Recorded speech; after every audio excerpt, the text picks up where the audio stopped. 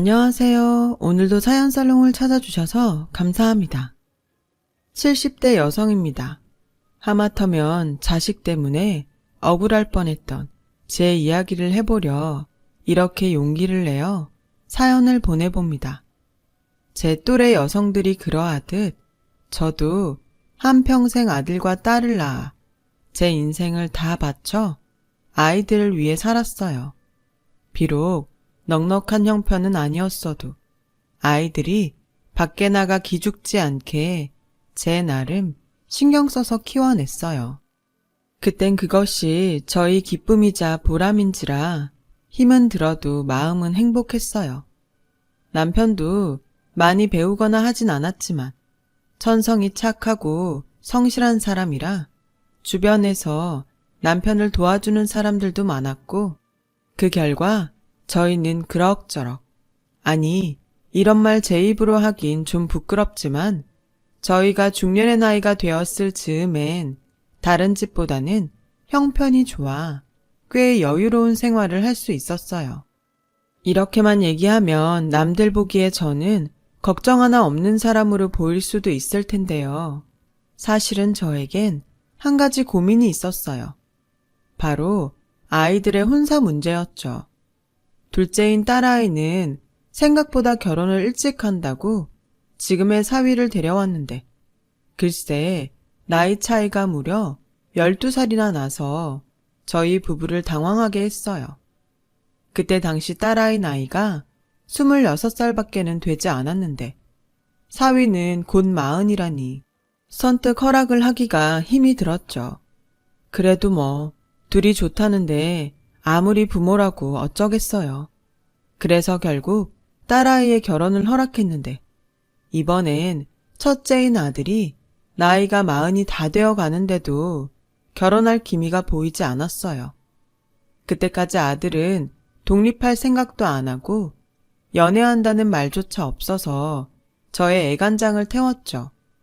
한 놈은 너무 빨리 간다고 하더니 또 한 놈은 나이가 다 찼는데도 갈 생각을 안 하니 참 자식 일은 제 마음처럼 되지 않는다는 것을 새삼 깨달았어요.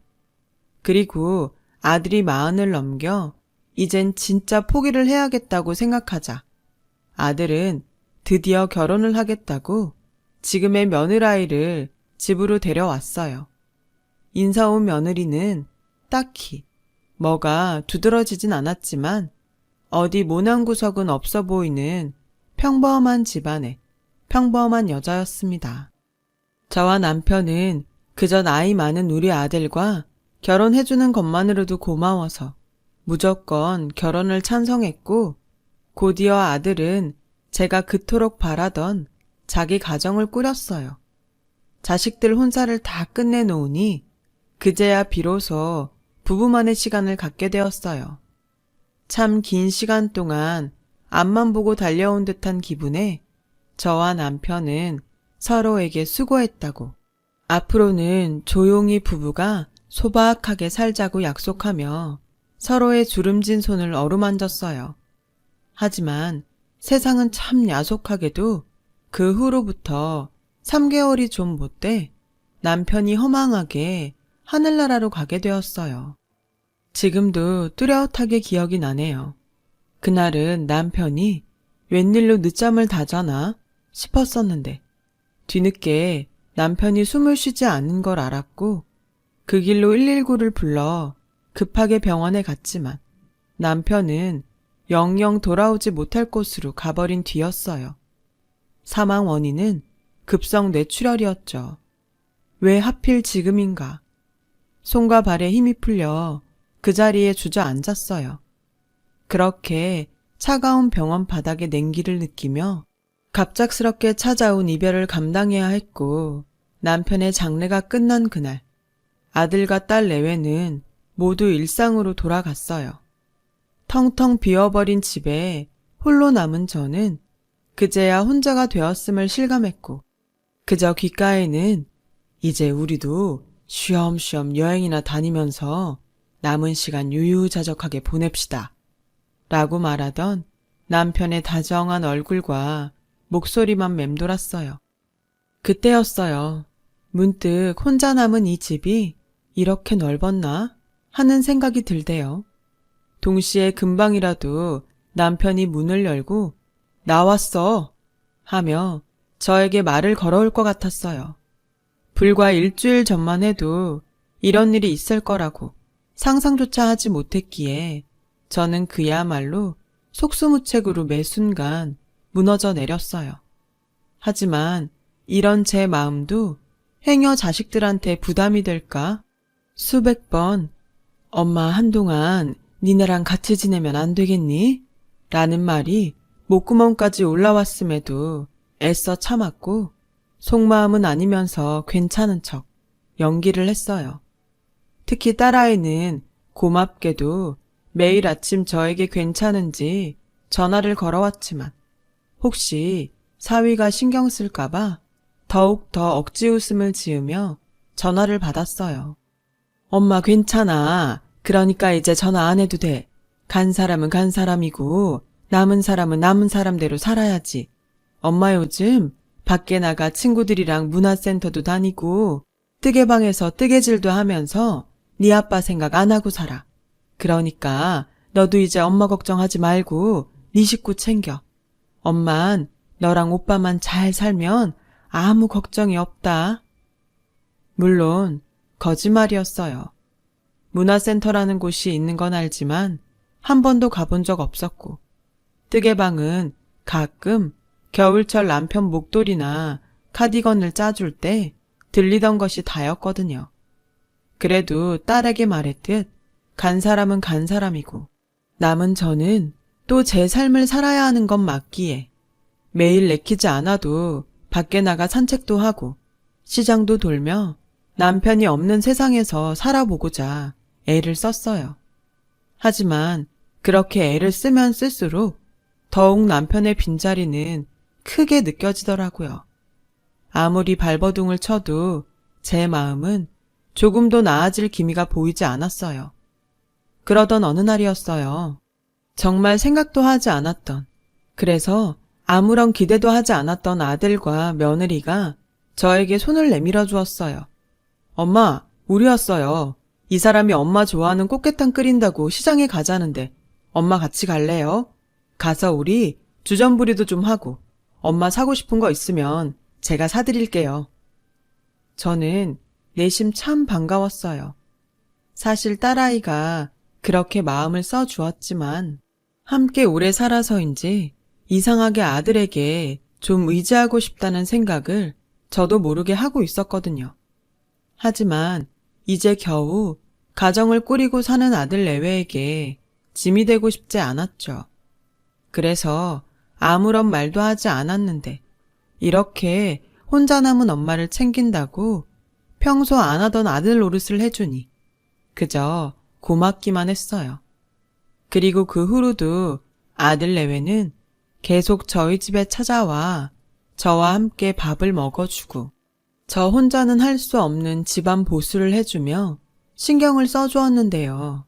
한 번은 며느라기가 기특하게도 저에게 이런 말을 해주더군요. 어머니, 요즘도 아버님 생각 많이 나시죠? 괜히 저희한테 부담될 것 같다고 참지 마시고 저나 준석 씨한테 기대세요. 앞으로 저 정말 어머니한테 잘하고 살게요.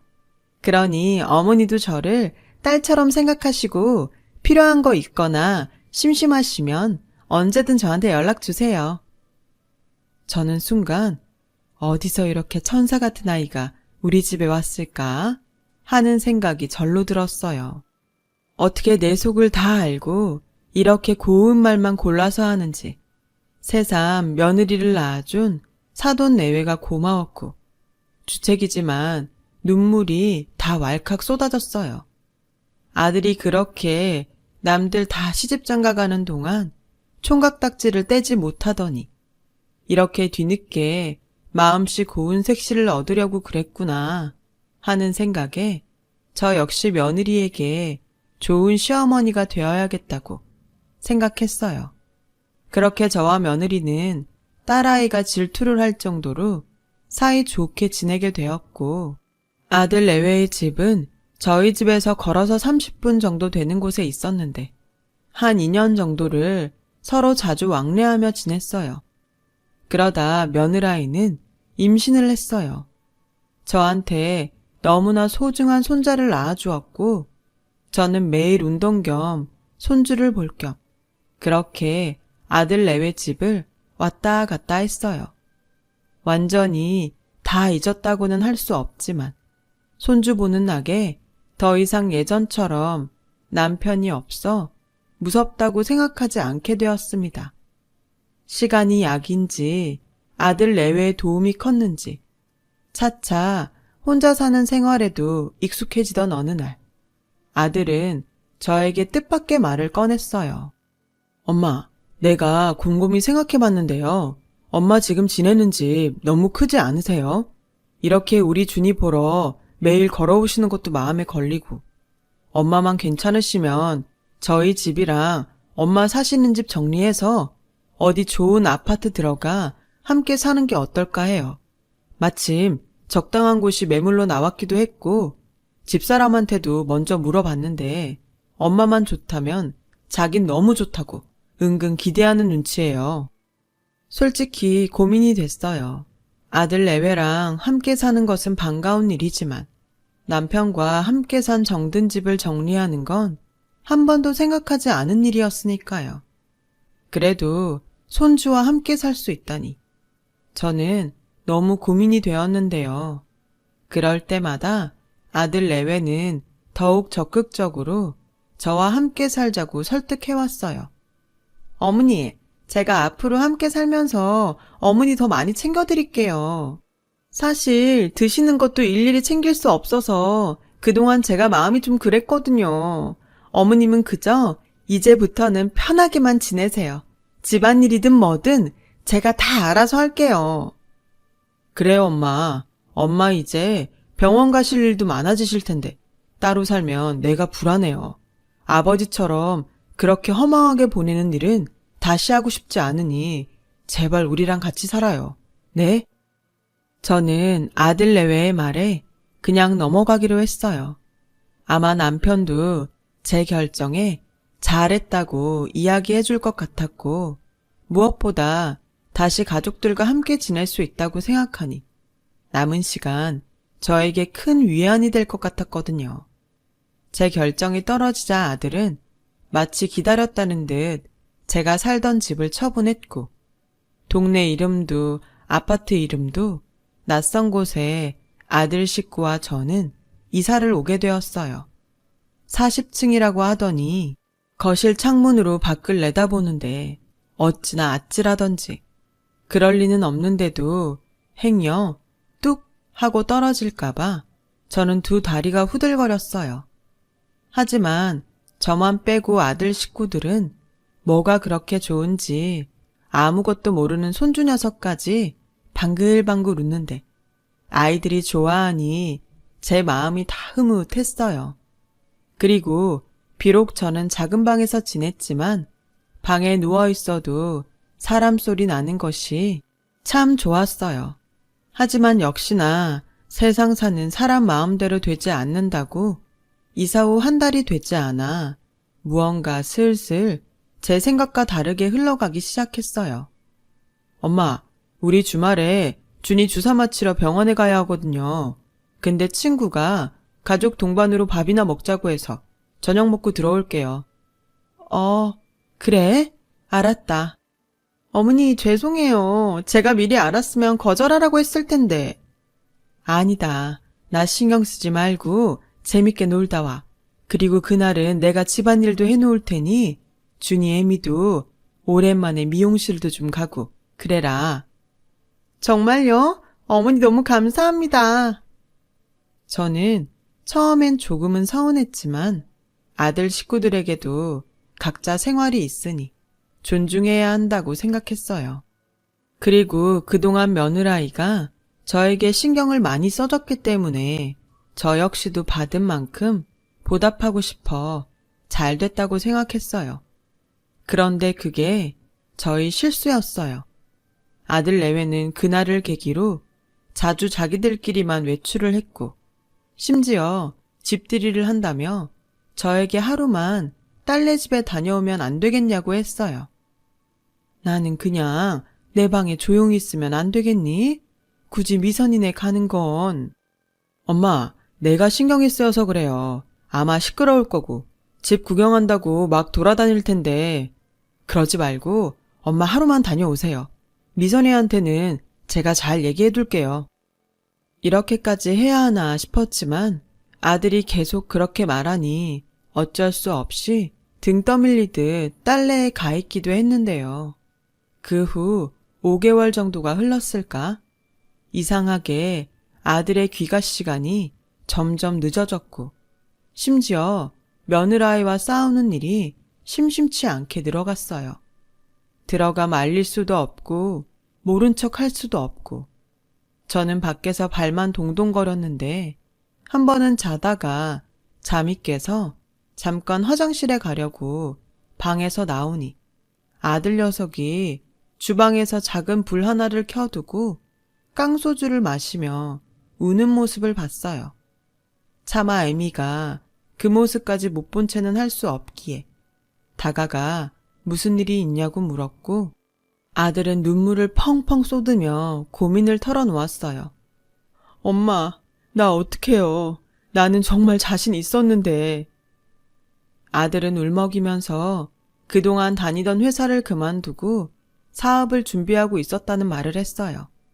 그래서 가족 동반으로 사람들도 만나고 또 집에 일부러 사람들도 초대해 나름의 투자를 최대로 끌어당겼는데 글쎄 함께 사업을 준비한 지인이 아들의 사업 계획서와 아이디어를 가지고 잠수를 탔다는 거예요. 투자금만 몇 억이라고 말하는 아들은 이젠 자기가 뭘 어떻게 해야 하는지도 모르겠다며 어린아이처럼 제 손을 잡고 엉엉 우는데 애미인 저는 그 모습을 보기가 참 안쓰럽더라고요. 그때였어요. 엄마, 이런 말 정말 염치 없는 거 아는데요. 저 좀 도와주세요. 저 이대로 이 사업 접을 수 없어요. 투자금도 그렇고 이젠 다시 취직하긴 나이도 많아서 저는 정말 이 길밖에는 다른 길이 없어요. 엄마가 이번 한 번만 도와주면 안 돼요? 제가 엄마 은혜 절대 잊지 않고 두고두고 보답하면서 10배로 아니 100배로 갚아드릴게요. 엄마, 저 좀 살려주세요. 준이 엄마는 이거 해결 못하면 저랑 이혼한대요. 아들의 말을 듣고 눈앞이 깜깜해졌어요. 생각해보니 아들이 저에게 손을 벌린 것은 이번이 처음이었죠. 오죽하면 늙은 애미한테 도와달라고 할까 싶어 아들이 안쓰럽고 짠하기만 했어요. 그리고 더욱이 이러다 며느라기는 물론이고 손주까지 보지 못하게 될 수 있다고 생각하자 저는 가만히 있을 수는 없었어요. 그래서 남편이 죽고 보험금으로 나온 10억을 아들에게 융통해 주었죠.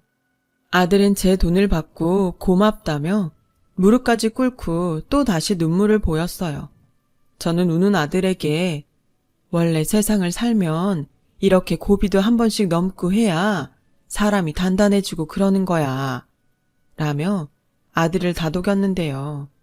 제 말 때문인지 아니면 제가 준 돈 때문인지 아들 내외는 전보다 훨씬 얼굴이 좋아졌고 그 모습을 보니 나름 자식들에게 부모 노릇을 한 것 같아 뿌듯했어요.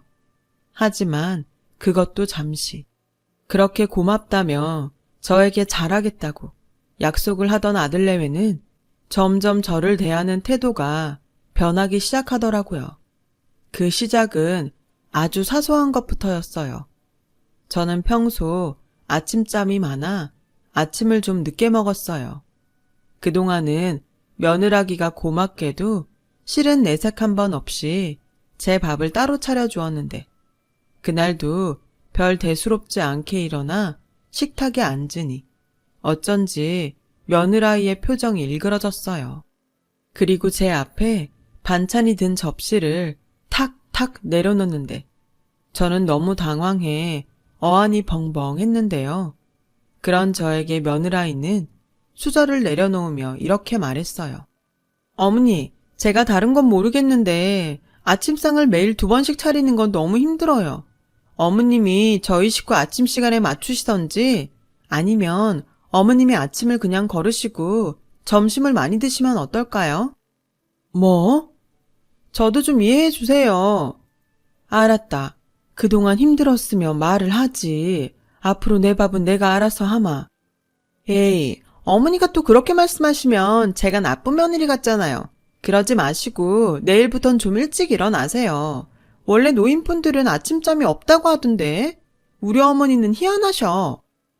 분명 가깝게 지냈던 사이는 맞지만 갑자기 선을 훌쩍 넘는 며느라이의 태도에 저는 마음이 좋지 않았어요. 하지만 여태 힘든 걸 참고 다 했다는데 뭐라고 할 수는 없어 아들 내외의 아침 식사 시간에 맞추기로 했어요. 하지만 어쩐지 달라진 며느라이의 태도는 그 일뿐만이 아니었습니다.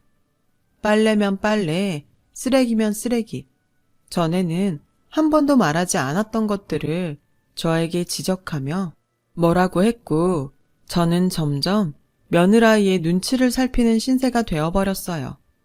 저는 이건 아닌데 하는 생각에 처음엔 아들에게 말을 해볼까 생각도 했지만 사업 때문인지 아들 녀석은 외박하는 일이 잦았고 좀처럼 말을 붙여볼 기회를 찾지 못했어요.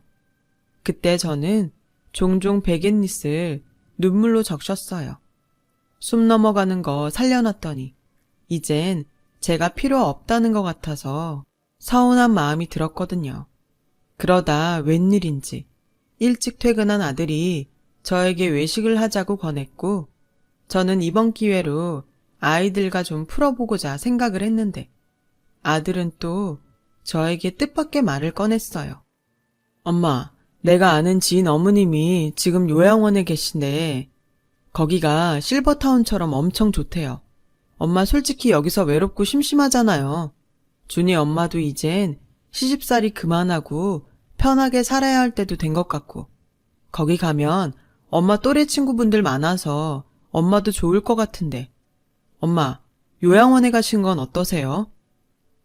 아들의 요양원 소리에 저는 심장이 쿵 하고 내려앉는 듯 했어요. 그리고 저도 사람인지라 아무리 부모 자식 사이여도 이젠 저한테 뽑아먹을 것이 없어서 나를 요양원에 보내나 싶은 마음이 들어 그날은 꾹꾹 참았던 화를 참지 않았어요. 처음부터 내가 같이 살자고 했니? 힘들 때는 도와달라고 하고 살려달라고 애걸복걸 하더니 왜 이제 네 늙고 가진 것 없는 애미가 필요가 없어? 난 절대 요양원 같은 데는 안 간다. 정 나랑 살기 싫으면 지금 사는 아파트 팔아서 내 집 판 돈 다시 내놔. 저는 손이 달달 떨렸지만 말은 그렇지 않은 듯 강력하게 했어요. 그러자 아들 내외는 물러날 기색은커녕 아주 작정을 한 듯 손주 녀석 교육이 어쩌고 하면서 저를 요양원에 보내려 하더라고요. 요즘 애들은 유치원부터 교육에 신경을 써야 하는데 어머님이 계시면 준이가 제 말을 안 듣잖아요. 워낙 어머님이 오냐오냐만 하시니까. 그래서 서운하게 들리시겠지만 환경을 좀 바꿔볼 필요가 있어요. 어머니, 우리 장손 생각해서 어머님이 좀 양보해 주세요. 그렇게 딸처럼 대해달라고 하더니 이제 보니 며느리는 타인도 그런 타인이 없더라고요. 저는 아들 내외의 어떤 말에도 아파트를 팔아서 돈을 주기 전까지는 절대 집을 나가지 않겠다고 버텼어요. 그러자 아들 내외는 한번 해보자는 듯 버티는 저를 마치 없는 사람처럼 행동했는데 그 모습이 참 사람을 여러 번 뒷목을 잡게 하더군요. 한 번은 식사를 하러 나갔더니 보란듯이 제 밥이 없었고 다른 식구들 빨래는 다 해도 제 빨래만 계속 세탁 바구니에 며칠씩 있던 날도 있었어요. 그리고 언제부터인가 배달 음식을 시켜도 더 이상 저를 부르지 않더군요. 참 서럽고 또 서러워서 이래서 자식들한테 있는 돈 다 주면 안 된다고 했나 보다 라는 생각이 절로 들었어요. 그리고 작은 방에 고립되어 이대로는 못 살겠다 싶은 생각이 들었죠. 그 순간 딸아이 생각이 간절했는데 제가 혼자 지낼 땐 그래도 매일 전화하던 딸아이는 제가 아들 집에 있고부터는 새언니 눈치를 보는지 연락해 오는 일이 드물었어요. 그렇다고 제가 먼저 전화해 하소연을 하려니 저도 차마 부모 체면에 말이 떨어지지 않았고 그렇게 몸과 마음이 피폐해져 갔는데 5살 손주 녀석까지 지 부모를 닮아 저를 무시하는 행동에 저는 체면이고 뭐고 딸에게 전화를 걸어 제가 겪은 수모를 모두 이야기했어요. 엄마, 그걸 왜 지금 얘기해? 여태 그런 취급받고 참았던 거야? 너 신경 쓸까봐 그랬어. 근데 지금은 여기 있는 매일매일이 지옥이야. 미선아, 엄마 진짜 요양원 가기 싫어.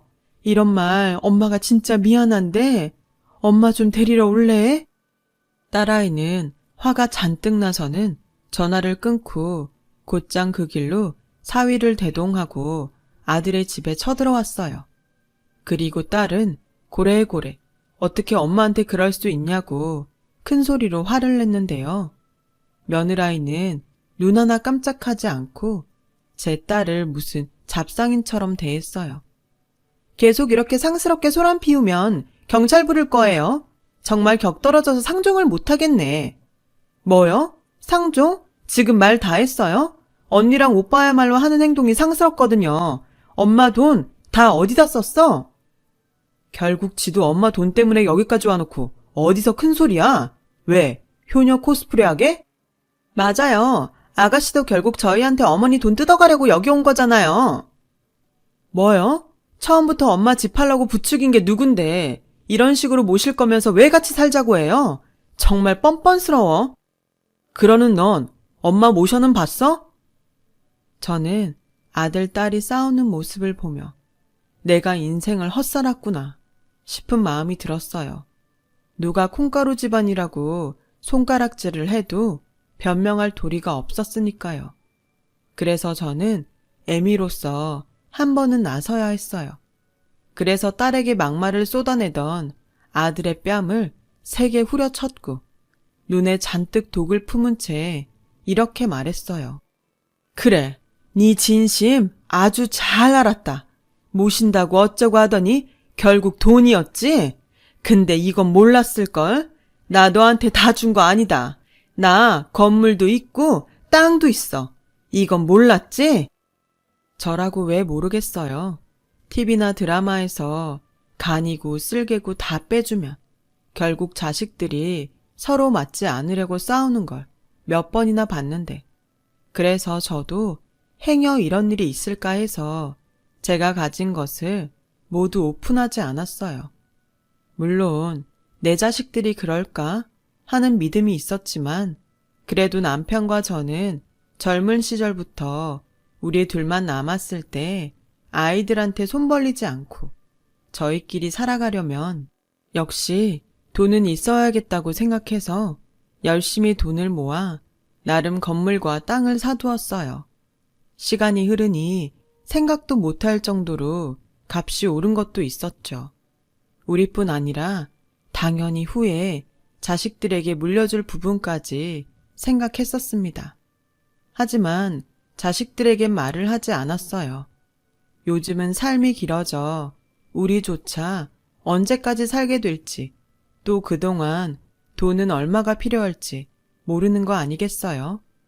내심 모든 걸 자식들에게 오픈하지 않아 미안한 마음이 있었는데 이제 와선 이 돈이 없었으면 어쨌을까 하는 마음이 절로 들었어요.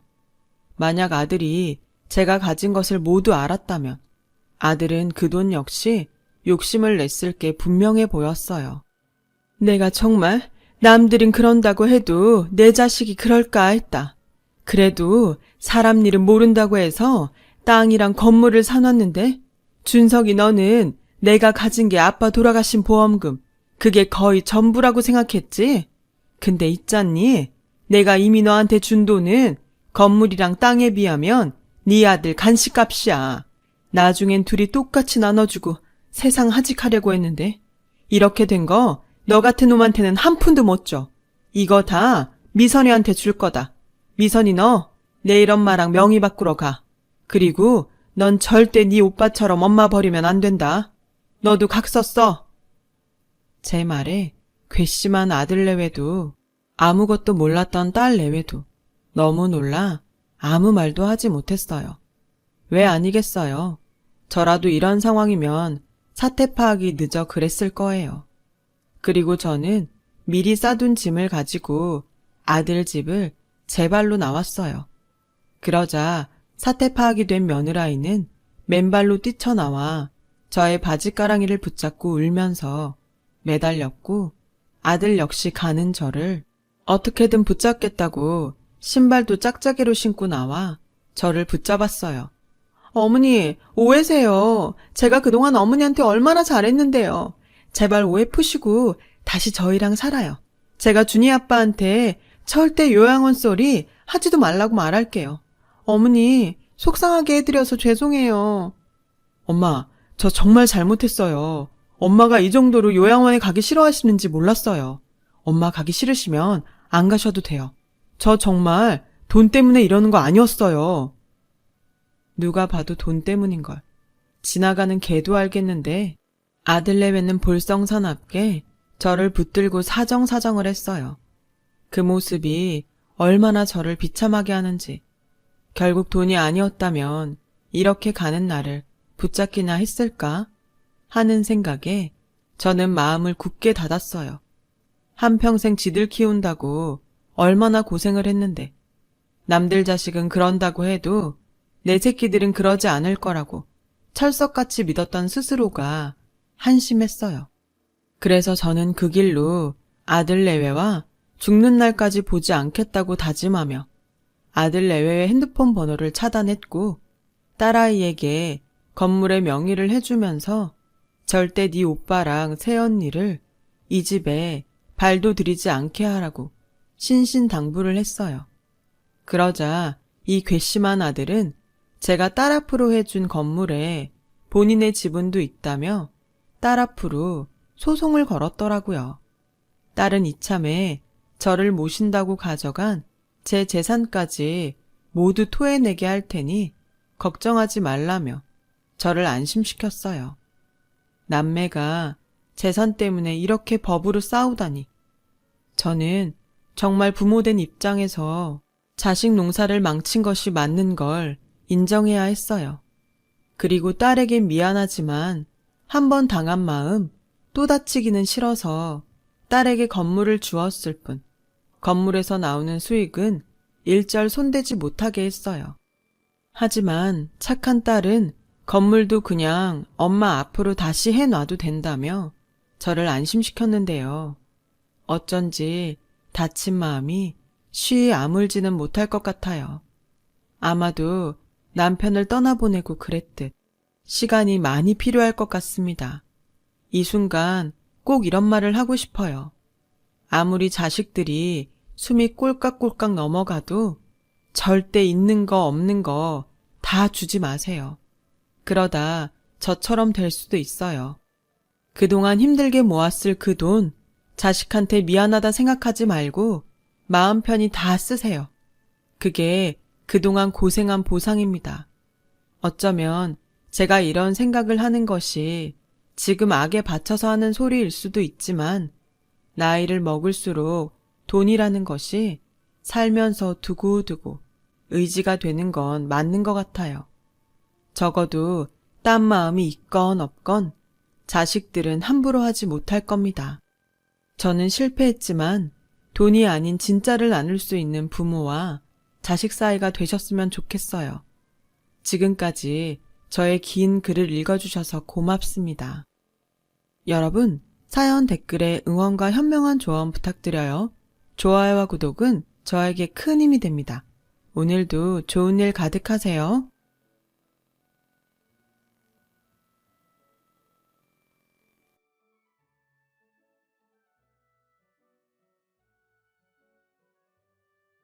사연 살롱을 찾아주셔서 감사합니다.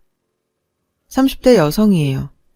저는 평소에 좋은 일을 하면 좋은 일이 돌아오고 나쁜 일을 하면 나쁜 일 역시 돌아온다고 믿고 살았어요. 그리고 그 믿음은 얼마 전 현실로 증명이 되었죠. 제가 이렇게 사연을 보내게 된 것도 바로 그 일 때문이에요. 당시 저는 우리나라 3대 명문대 중 하나인 K대학교 법학과에 다니고 있었어요. 저는 중고등학교 때부터 무언가에 꽂히면 꼭 해내고 마는 성격이었거든요. 그런 제게 공부는 자존심과도 같은 거였죠. 그래서 누구보다 열심히 해왔고요. 저희 엄마한테는 고액 과외 한번 받지 않고도 명문대에 진학한 딸이 늘 자랑거리였어요. 하지만 이런 기쁨도 잠시 아빠가 운영하시던 건축 관련 회사가 기울기 시작하면서 저희 집에 시련이 닥치기 시작했죠. 살던 집에서도 이사를 해야 했고 전업주부였던 엄마도 일을 하셔야 할 정도로 집 사정이 좋지 못했어요. 어수선한 환경 때문인지 저는 그동안 한 번도 놓친 적 없던 장학금을 놓치고 말았어요. 그 바람에 계획에 없던 휴학을 하게 되었고요. 당장 제가 사용하는 휴대폰 요금이라도 내려면 돈을 벌어야 하는 상황이었어요. 다행히 평소 저를 예뻐해 주시던 엄마의 친구분 도움으로 대형 로펌에서 아르바이트를 하게 되었어요. 로펌이라니. 비록 아르바이트였지만 전 꿈의 직장에 다니게 된 게 마냥 좋기만 했어요. 나도 빨리 이쪽 일을 하는 버젓한 사람이 되고 싶다는 생각을 하며 출근을 했죠. 로펌에서 제가 하는 일이라고는 눈에 띄지도 않는 청소나 잔심부름이 고작이었지만 타고난 머리로 일도 빨리 배우고 야무지게 잘하니 사무장님들이 예뻐해 주시더군요. 덕분에 저는 아르바이트였지만 일의 재미를 느꼈고 저도 로펌의 일원이 된 것 같아 즐겁게 생활할 수 있었어요. 그렇게 저는 로펌에 완벽하게 적응하게 되었고 그러면서 저보다 6살 많은 젊은 사무장님과 친해졌어요. 당시 제 연애 경력은 또래 남자친구랑 100일 정도 사귄 게 고작이라서 어른 남자의 매력에 마음이 흔들리게 되었죠. 사무장님은 외모도 뛰어난 데다 옷도 잘 입고 말솜씨도 좋아서 여직원들이 호감을 갖고 호시탐탐 노리고 있었어요. 자신감 하나는 어디서도 빠지지 않는 저였지만 정직원도 아니고 아직 대학 졸업도 못한 처지라 짝사랑으로 만족하기로 일찌감치 마음을 먹었더랬죠. 하지만 그런 저에게도 기회가 찾아왔어요. 그날은 월급날이었어요. 모두 같은 날 월급을 받았기에 사람들은 신이 나서 오랜만에 회식을 하자고 했죠. 사실 전 회식은 처음이라 은근히 기대가 되더라고요. 마침 제 환영회를 겸하는 자리라서 저는 폭탄주를 릴레이로 마시게 되었어요. 그 바람에 화장실 변기를 잡고 한참을 씨름해야 했죠. 머리가 깨져나갈 것 같아서 이러다 죽는 게 아닐까 할 때쯤 제 눈에 아른하게 사무장님의 얼굴이 보이는 거예요. 괜찮아? 많이 힘들면 내가 말해줄 테니까 집에 가도 돼. 상냥한 사무장님의 말투에 저는 어디서 그런 용기가 났는지 그대로 그에게 입을 맞췄지 뭐예요. 그리곤 술이 확 깨버렸죠. 술 때문인지 창피해서인지 저는 얼굴이 빨갛게 달아올라서 서둘러 가게를 빠져나왔어요. 가게가 멀어지자 그제야 저는 길가에서 자책했어요. 미쳤어. 어쩌자고 그런 짓을. 하지만 이미 엎질러진 물이었고 전 당장 내일 출근해서 그 사람 얼굴을 어떻게 보나 걱정이 태산이었죠. 혹시 여직원들이 봤으면 어쩌나 별의별 생각이 다 들더라고요. 그때였어요. 제 뒤에서 자동차 한 대가 크락션을 빵빵거리며 다가오더라고요. 놀라서 옆으로 비켜보니 사무장님의 차였어요. 타! 데려다 줄게.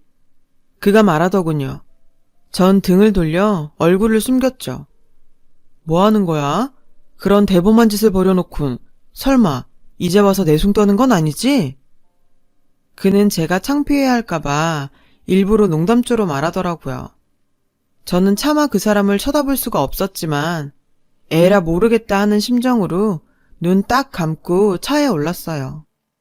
운전하는 사무장님의 옆모습을 보니 미친 듯이 심장이 뛰었어요. 제 심장 소리가 밖에까지 들리지 않을까 걱정이 될 정도로요. 그래서 무슨 말이라도 해야겠다 생각한 그때 집이 어디야? 거기 내비에 집 주소 좀 찍어볼래? 운전 중이던 그는 제게 말했어요. 저는 잠시 망설이다 집 주소를 내비게이션에 입력했죠. 가깝네? 네. 저는 짧게 대답했고 우리 둘의 대화는 거기서 끝이 났어요. 이후론 어색한 침묵이 흘렀죠. 이런 분위기가 불편했던 저는 무슨 말이라도 해야겠다고 생각했어요. 머리를 굴려봤지만 폭탄주 때문인지 대화거리가 떠오르지 않더군요. 그런데 3학년이라고 했나? 남자친구는 있어? 제가 머리를 막 굴리고 있던 그때 그가 먼저 저에게 물었어요. 저는 냉큼 없다고 대답하곤 사무장님은요? 라고 되물었죠. 사실 여직원들 사이에서도 그에게 여자친구가 있다 없다 말들이 많았어요. 확인해보고 싶더라고요. 없는데. 그의 대답에 전 소리를 지를 뻔했어요. 집에서 장가가라고 안 하세요? 이상형은 어떤 여자예요? 아까는 떠오르지 않았던 질문들이 본물 터지듯 쏟아졌어요. 그는 잠시 생각하더니 자긴 귀여운 여자를 좋아한다더라고요. 그리고 부모님들께서 만나는 여자 없냐고 물어보시는 정도라고 대답했고요. 그렇게 그와 있는 시간이 조금씩 편안해질 즈음 애석하게도 그의 차가 저희 집 앞에 도착했어요. 저는 내친 김에 용기를 내보기로 했죠. 이런 기회는 자주 오는 게 아니니까요. 저기 골목으로 가면 편의점이 있는데 우리 가서 컵라면 먹을래요? 저는 사무장님과 좀 더 같이 있고 싶은 마음에 라면을 먹자고 제안했어요. 그랬더니 그러자고 하더라고요. 우린 편의점 테이블에 마주 앉아 컵라면이 있기를 기다리고 있었어요. 이 시간에 이런 거 먹으면 살찌는 거 알지? 사무장님이 절 보며 말하더군요. 그런 말 하는 거 여자한테 실례거든요. 저는 일부러 더 툴툴거리며 말했죠. 술 먹고 아무 남자한테 뽀뽀하는 건 더 실례거든. 사무장님은 귀엽게 입을 삐죽였어요. 그런 그의 모습에 저는 웃고 말았죠. 우리는 라면을 먹으며 이야기를 나눴고 서로에게 호감이 있음을 알게 되었어요. 그렇게 우린 그날 이후 비밀 연애를 시작하게 되었어요. 몰래 하는 사랑이 더 뜨겁다고 우리는 회사에서 연애하듯 만남을 이어갔어요. 화장실에 가면 슬쩍 만나고 점심시간에 티 안 나게 옆에 앉는 등 스릴 있는 연애를 이어갔죠. 그리고 무엇보다 비밀 연애의 묘미는 여직원들이 그에게 관심을 끌려고 작당을 벌일 때였어요. 아무리 그들이 끼를 부려봐도 이미 그는 내 거라는 사실에 전 남모를 희열을 느꼈거든요. 그렇게 몇 달의 시간이 흘렀어요. 제 또래의 남자보다 어른 남자와의 연애는 뭐랄까 그간 제가 경험하지 못한 레벨이라고 할까요? 아무튼 그와의 시간은 정말 꿈 같았죠. 그날이 오기 전까지는요. 그날은 지방에 사는 그의 부모님이 친척 결혼식이 있다며 서울에 오신 날이었어요. 그는 부모님을 모시고 식장에 다녀와야 했고 하룻밤 주무시고 가신다 해서 그 주의 주말은 못 만날 것 같다고 미리 얘기를 하더라고요. 저는 부모님이 오시는 건데 당연히 알았다고 했고요. 그런데 그날 저녁 그에게 연락이 온 거예요. 부모님께 제 얘기를 했더니 절 만나고 싶다고 하셨다는 거예요. 갑작스러운 말에 당황했지만 이참에 그의 부모님께 잘 보여놓으면 좋지 않을까 생각해서 급하게 나갈 준비를 했어요. 최대한 얌전한 차림으로요. 그렇게 떨리는 첫 대면의 순간이 왔어요. 왔어? 이 친구가 제가 아까 말한 현주예요. 현주야, 우리 부모님이셔. 인사해. 그의 소개에 저는 최대한 예의를 갖춰 인사를 하곤 자리에 앉았어요. K대 학생이라면서요? 지금도 기억하는 그의 어머니의 첫 질문이었죠. 네, 휴학 중이에요. 왜? 어디 유학이라도 가려고 그러나? 요즘은 다들 스펙 쌓는다고 1, 2년 정도는 휴학한다고 듣긴 했어요. 어머님 말에 저는 난감했어요. 사실대로 말하면 너무 비참할 것 같고, 그렇다고 거짓말을 하자니 이미 그가 제 휴학 사유를 알고 있었기 때문에 그럴 수도 없었거든요. 엄마, 초면에 그런 질문은 좀... 그는 난처해하는 제 모습을 보곤 상황을 수습하려고 했어요. 왜? 내 질문이 실례가 됐니? 그의 어머니는 쉽게 그만두지 않을 눈치였어요. 그래서 전 솔직하게 말해야겠다 생각했죠. 그렇게 제가 막 입을 떼려는 순간 그가 하지 말라고 고개를 가로젓는 게 보이더라고요. 그 순간 알 수 있었어요. 그의 부모님은 조건을 많이 따지는 분이라는 걸요. 제가 말을 하려다 그만두자 어머님은 저를 수상하게 보시는 것 같았어요. 그래서 전 아무 말이라도 해야 했죠. 곧 졸업인데 제가 너무 사회 경험이 없는 것 같아서 이것저것 많이 해보려고 휴학하게 됐어요. 제 대답에 썩 만족스럽진 않지만 어머님은 고개를 끄덕이시더군요. 저는 그런 어머님과 아버님을 보며 제 자신이 초라하게 느껴졌어요. 나중에 안 사실인데 그의 부모님은 지방 중심가에 건물을 가지고 계실 정도로 경제력이 있는 분이셨어요. 아들 셋을 모두 유학까지 보내시고 그 건물에 거주하면서 상가 임대료를 받아 생활하시는 분들이셨죠. 그 동네에서 남부럽지 않게 살면서 자식들도 잘 키웠다 소문난 집 중 하나였던 거예요. 법대를 나와 유학까지 다녀온 당신의 아들은 충분히 변호사까지 될 수 있는데 사법고시를 보는 게 귀찮아서 저러고 산다며 저에게 자랑 같은 하소연을 하시더라고요. 좋아하는 남자의 어머니 말씀이니 듣고 있었지만 조금 힘들었죠. 주말이 지나고 로펌에 출근한 저는 일부러 남친 근처에 가지 않았어요. 저의 태도에 제가 삐진 것을 알아차린 그는 제 눈치를 보며 미안하다고 온갖 손짓을 다 했죠. 그런데 설상가상으로 그 모습이 여직원들 눈에 딱 들어가고 만 거예요. 방금 뭐야? 내가 뭘 본 거지? 저는 드디어 올 것이 왔구나 싶었어요. 저는 탕비실로 끌려가 언니들한테 둘러싸인 채 질문 세례를 받았고 무슨 치조라도 당한 양 기가 쪽쪽 빨리고서야 자리로 돌아올 수 있었어요. 자리로 돌아와 보니 그가 두고 간 듯한 마카롱 상자가 놓여 있었어요. 그리고 그날 밤 퇴근 후 그에게 귀에 딱지가 앉을 정도로 사과를 듣고 마음을 풀기로 했어요. 그날 이후 로펌에는 우리가 만난다는 사실이 쫙 퍼졌어요. 간혹 짓궂은 장난의 대상이 되긴 했지만 걱정했던 것보다는 나쁘지 않았어요. 은근히 그런 상황을 즐길 정도로요. 하지만 이런 상황을 즐기고 있는 저와는 달리 남친은 힘든 시간을 보내고 있었죠. 탕비실을 지나다 남친과 어머님의 통화 소리를 듣게 되었거든요. 전화기 밖으로 어머님 목소리가 들리는 바람에요. 어머님께선 남친이 결혼 상대를 찾아도 모자랄 판에 절 만나 시간 낭비를 한다며 무척 화가 나셨더라고요. 당장 헤어지라고 하시는 목소리가 밖으로 쩌렁쩌렁하게 들릴 정도였어요. 저는 숨을 죽인 채 통화를 엿들었어요. 그동안 아무것도 모르고 혼자만 신났던 제가 한심했고 남친한테 미안한 생각이 들더군요. 그 순간 5만 가지 생각이 들었어요. 헤어져야 하나 말아야 하나. 결국 전 남친한테 휴게실에서 하는 통화 소리를 들었다고 말했어요. 왜 그동안 혼자 힘들었냐고 물었더니 저까지 힘들게 하고 싶지 않아 그랬다고 알게 해서 미안하다고 하더군요. 거기까진 괜찮았어요. 그런데 갑자기 복학하려면 등록금이 얼마나 필요하냐고 묻는 거예요. 저는 그게 왜 궁금하냐고 되물었죠.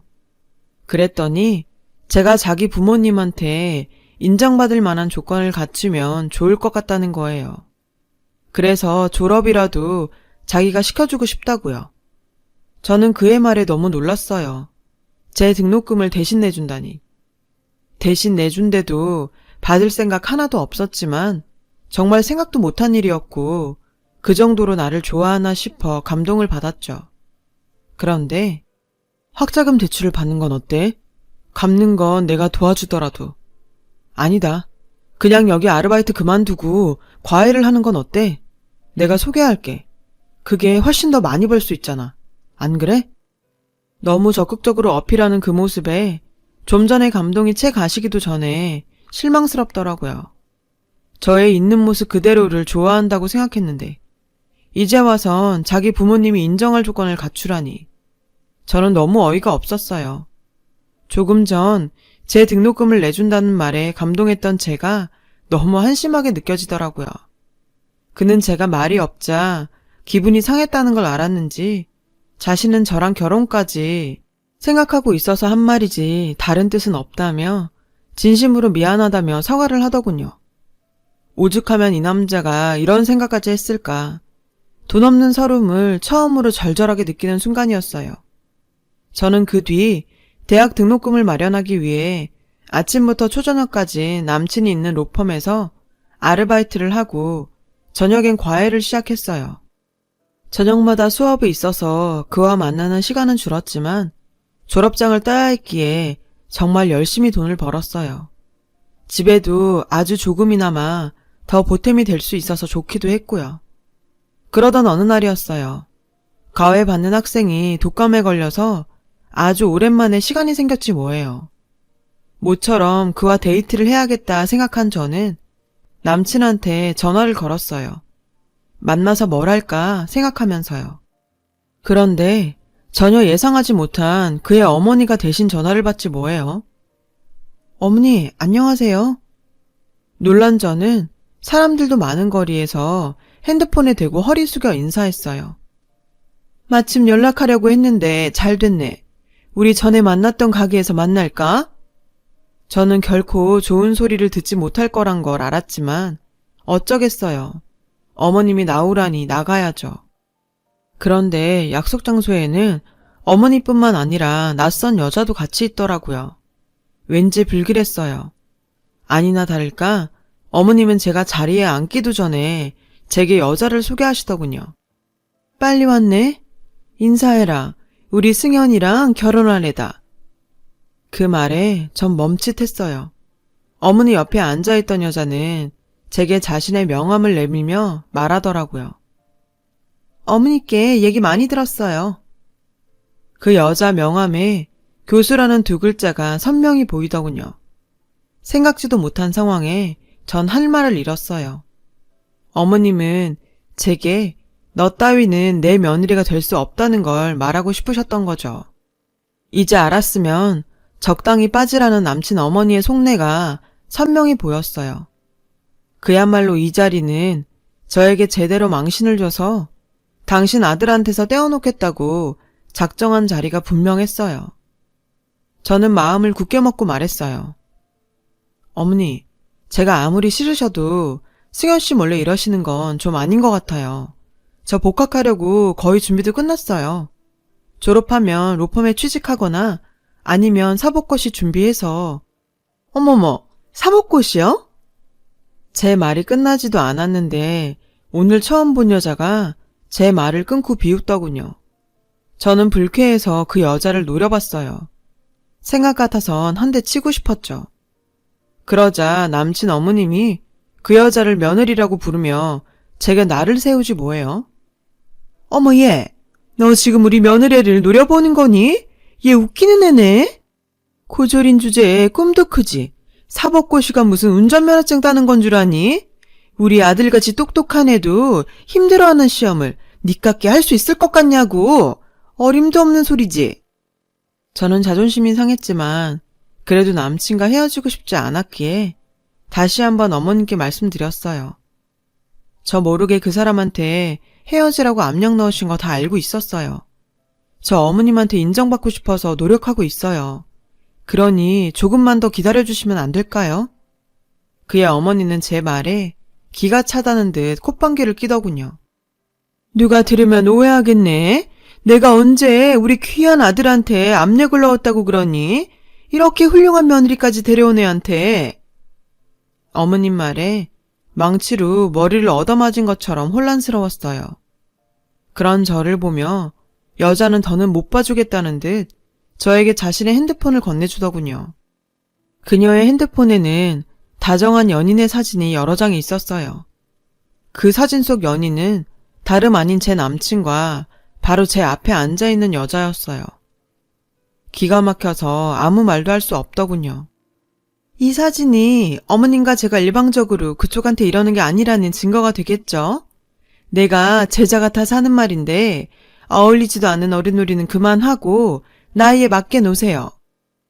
여기 있는 어머님과 여자보다 남친이 더 괘씸했어요.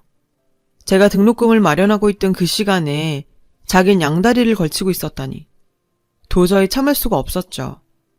너무 분해서 아무 말도 못하는 저를 보며 두 여자는 이 상황이 만족스러웠는지 밝은 얼굴로 자리에서 일어났고 저는 끓어오르는 화에 도도한 교수님의 머리채를 확 잡아버렸어요. 그 바람에 카페는 순식간에 아수라장이 되었죠. 그러자 어머니는 소리쳤어요. 어머, 얘 좀 봐. 이제야 본성이 나오네. 없는 집 애들은 꼭 이렇게 티를 낸다니까. 어머님은 끝까지 절 깎아내리시더군요. 아무리 내가 발버둥 쳐도 저들이 원하는 방향으로 갈 수밖에 없는 이 상황에 전 화도 나고 억울해서 미칠 것 같았죠. 하지만 여기서 더 성질을 내봤자 뭐가 달라지겠어요. 저는 여자를 있는 힘껏 밀어버리고는 가게를 나왔어요. 그리고 다음날 로펌도 그만뒀어요. 그 사람을 보면 제가 그땐 어떻게 할지 저도 제가 무서웠거든요. 첫날은 울고 다음날은 죽은 사람처럼 천장만 보고 있었어요. 저를 로펌에 소개해 주셨던 엄마 친구분이 로펌에 퍼진 제 소문을 엄마한테 말했더군요. 엄마는 복학을 하라며 등록금을 빌려 오셨어요. 가난 때문에 딸이 그런 꼴을 당했다는 생각에 가슴이 찢어지는 것 같았다면서요. 전 엄마를 가슴 아프게 해드려서 너무 미안했지만 그 돈으로 복학을 하기로 결심했어요. 다시는 그런 치욕을 겪고 싶지 않았거든요. 그렇게 전 복학을 했고 정말 미친 듯이 공부만 했어요. 그러던 중 로펌에서 친하게 지냈던 직원을 통해 그의 소식을 듣게 되었죠. 다음 해에 그 여교수와 결혼한다더군요. 저는 그들에게 복수하는 방법은 오로지 성공밖에 없다 생각하며 사법고시를 준비했어요. 목표가 뚜렷해지니 잠자는 시간도 아까울 정도였어요. 죽기 살기로 공부를 했어요. 그 결과 대학 졸업 후 사법고시 최종 합격이란 결실을 얻게 되었죠. 부모님께선 세상 누구보다 좋아하셨고 저는 모처럼 부모님께 제대로 효도한 것 같아서 무척 기뻤어요. 그리고 얼마 뒤 우리 집에 정말 좋은 일이 생겼어요. 아빠의 사업도 조금씩 펴가서 안정적이게 되었어요. 전보다 규모는 작아지긴 했지만 그래도 더 이상 돈 걱정 안 하고 살게 된 거죠. 지난 몇 년간 고생을 했던 우리 가족은 그날 행복의 눈물을 흘렸어요. 이후 저는 무사히 사법연수원 과정을 마쳤고 그렇게 바랬던 변호사 배지를 가슴에 달게 되었어요. 전 사법연수원을 좋은 성적으로 마친 덕에 대형 로펌들에서 러브콜을 받았어요. 그중엔 지우고 싶은 흑역사의 로펌도 껴있더라고요.